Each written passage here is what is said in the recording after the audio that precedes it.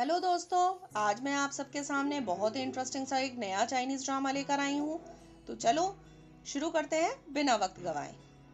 कहानी की शुरुआत में दिखाते हैं एक लड़की को जिसका नाम रैन है और यही है हमारी कहानी की मेन लीड। रैन एक सलून में अपने वाल वॉश कराने आई है। एक सलून गर्ल उसे अंदर लेकर जाती है। रैन हेयर वॉश कराने के लिए लेट जाती है। तभी कोई उससे पूछता है कि पानी का टेम्परेचर सही है। तब उसे पता चलता है कि जो उसके हेयर वॉश कर रहा है वो तो एक लड़का है। जी हाँ, यही है हमारा हीरो जिसका नाम है शाओहान। फिर लड़की पूछती है कि यहाँ सिर्फ मेल स्टाफ काम करता है क्या। तो इस पर हान कहता है कि नहीं, फीमेल स्टाफ भी है। वो नंबर के हिसाब से उनको असाइन किया जाता है। तब रैन पूछती है कि उसका नंबर क्या है। इस पर हान बताता है कि उसका नंबर 33 है। रैन फिर कहती है कि क्या किसी ने उसे कभी बताया है कि उसकी आवाज बहुत अच्छी है। इस पर हान मुस्कुराता है और हेयर वॉश करने के बाद में बाहर चला जाता है। कुछ दिन बीतने के बाद में रैन को अक्सर सपने आते हैं जिसमें वो हान की आवाज को सुनती है और वो चौंक कर सपने से उठ जाती है और वो सोचती है कि क्या वो हान के लिए कुछ महसूस करने लगी है। अगले ही दिन रैन फिर से उसी सलून में हेयर वॉश करने के लिए जाती है और 33 को अपॉइंट करने की रिक्वेस्ट करती है। पर जब वो अंदर पहुंचती है तो उसे पता चलता है कि नंबर 33 कोई लड़की है।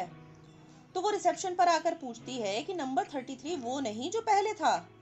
तभी एक सलून गर्ल उससे पूछती है कि क्या वो शाओ हान को ढूंढ रही है। तब वो बताती है कि हान वहाँ काम नहीं करता। दरअसल नंबर 33 की फैमिली में कुछ प्रॉब्लम हो गई थी, तो हान उनकी मदद करने के लिए आया था।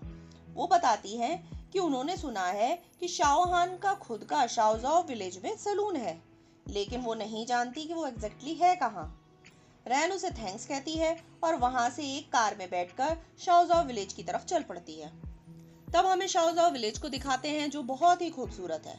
इधर हमें हान को दिखाया जाता है जो कुछ वुड क्राफ्टिंग का काम कर रहा है और दूसरी तरफ रैन को दिखाते हैं जो उसी गांव में पहुंचकर हान के बारे में लोगों से पूछ रही है।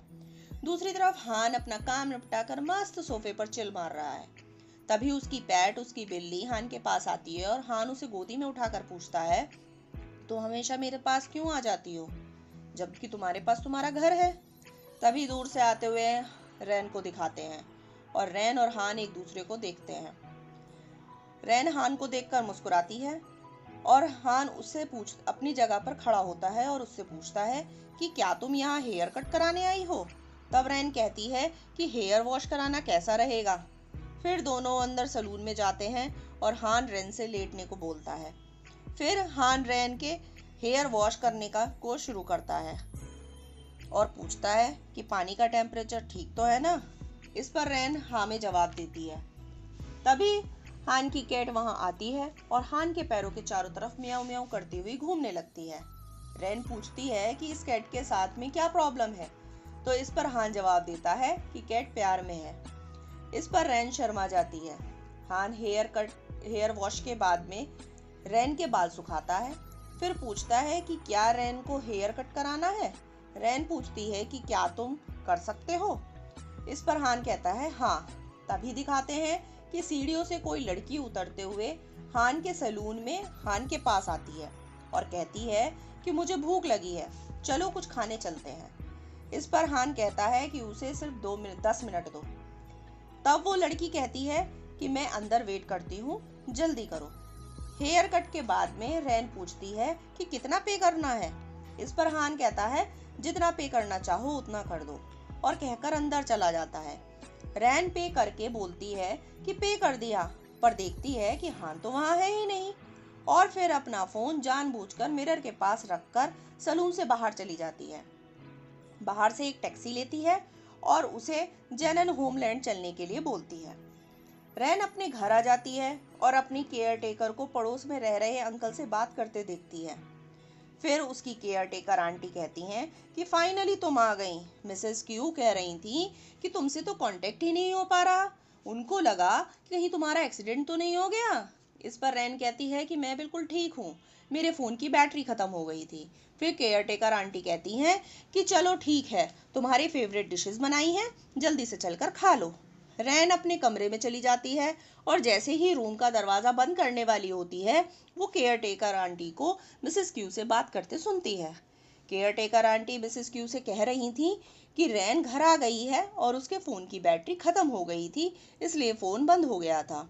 फिर वो कहती हैं कि उन्होंने आपके अकॉर्डिंग सूप बनाया है और रैन ने नहीं पिया। आगे वो कहती हैं कि रैन को दवाई खिला देगी और उसे बाहर नहीं जाने देगी। तभी रैन सोचती है कि उसे यहाँ से निकलने का कोई तो रास्ता ज़रूर सोचना होगा। तभी वो अपने सामने कुछ पार्सल पड़े देखती है और उस पर जो एड्रेस लिखा होता है उसमें 1036 को 1038 कर देती है। नेक्स्ट मॉर्निंग वो पार्सल लेकर आंटी के पास आती है और कहती है कि ये पार्सल गलत आ गया है, वापस कर आना, और अपनी दवाई लेकर अपने रूम में चली जाती है। आंटी पार्सल लेकर बाहर चली जाती हैं और रैन ये सब कुछ छुपकर देख रही होती है। आंटी पार्सल पड़ोस वाले अंकल के हाथ में देकर बताती हैं कि यह गलत आ गया है। फिर दिखाते हैं कि घड़ी में 3:20 हुए हैं और डोर पर फिर से बेल बजती है। आंटी डोर खोलने जाती हैं तो वहाँ पड़ोस वाले अंकल पार्सल के साथ खड़े होते हैं और कह रहे हैं कि ये उनका पार्सल नहीं है, उनसे कोई गलती हो गई है। तभी आंटी पार्सल ले लेती हैं और फिर अंकल आंटी से पूछते हैं कि दोपहर में फ्री हो क्या? अगर हाँ तो मेरे घर आ जाओ, मेरे बेटे ने चिकन भेजा है, बहुत टेस्टी है। आंटी तैयार हो जाती हैं पर बोलती हैं कि मेरी मालकिन बहुत स्ट्रिक्ट है, रैन के सोने के बाद ही आ पाऊंगी। उधर रैन जो छुपकर आंटी और अंकल की बातें सुन रही थी, जल्दी से अपने कमरे में जाकर सोने का नाटक करती है। आंटी रैन को अपने रूम में सोते हुए देखकर नीचे आती हैं और मिसेस क्यू को फोन कर कर बताती हैं कि रैन सो रही है, अब वो लंच टाइम पर उठेगी और वो रैन का अच्छे से ख्याल रखेंगी। फिर वो कुछ फ्रूट्स लेकर पड़ोस वाले अंकल के यहाँ चली जाती हैं।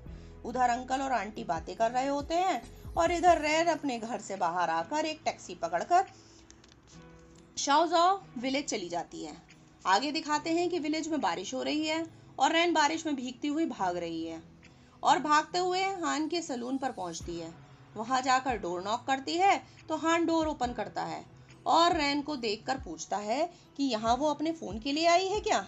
इस पर रैन कहती है कि हाँ, पर वो श्योर नहीं थी कि उसका फ़ोन यहीं पर रह गया है। हान कहता है कि नहीं, वो यहीं पर ही है। फ़ोन निकाल कर दे देता है। रैन थैंक्स कहती है। रैन को भीगा देखकर हान रैन को टॉवल देता है और कहता है कि खुद को पोंछ लो, और फिर हान रैन को अम्ब्रेला देता है। रैन जैसे ही अम्ब्रेला पकड़ती है, हान रैन के हाथों पर स्क्रैच देखता है। इस पर रैन कहती है कि जब वो आ रही थी तो रास्ता स्लिपरी था और वो गिर गई, पर उसे दर्द नहीं हो रहा। इस पर हान रैन के हाथ से अम्ब्रेला ले देता है और कहता है कि वो खुद उसे बाहर छोड़ आएगा। अब देखो, यहाँ बन रहा है माहौल, समझ रहे हो ना?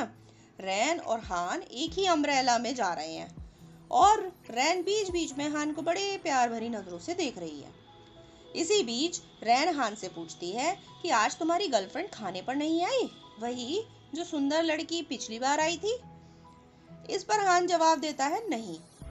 इस पर रैन थोड़ी सी उदास हो जाती है और सोचती है क्या वो लड़की सच में उसकी गर्लफ्रेंड है, क्योंकि उसने मना भी नहीं करा। थोड़ी दूर जाकर एक दूसरी दुकान पर एक लड़का मिलता है जो हान से कहता है कि देखो आज कौन आया है, आखिर इतने समय सिंगल रहने के बाद फाइनली किसी को डेट कर रहे हो, हमें नहीं मिलाओगे क्या? इस पर हान कहता है कि बकवास मत करो। तभी रान बोलती है कि मेरा नाम रैन है और मैं हान की कस्टमर हूँ।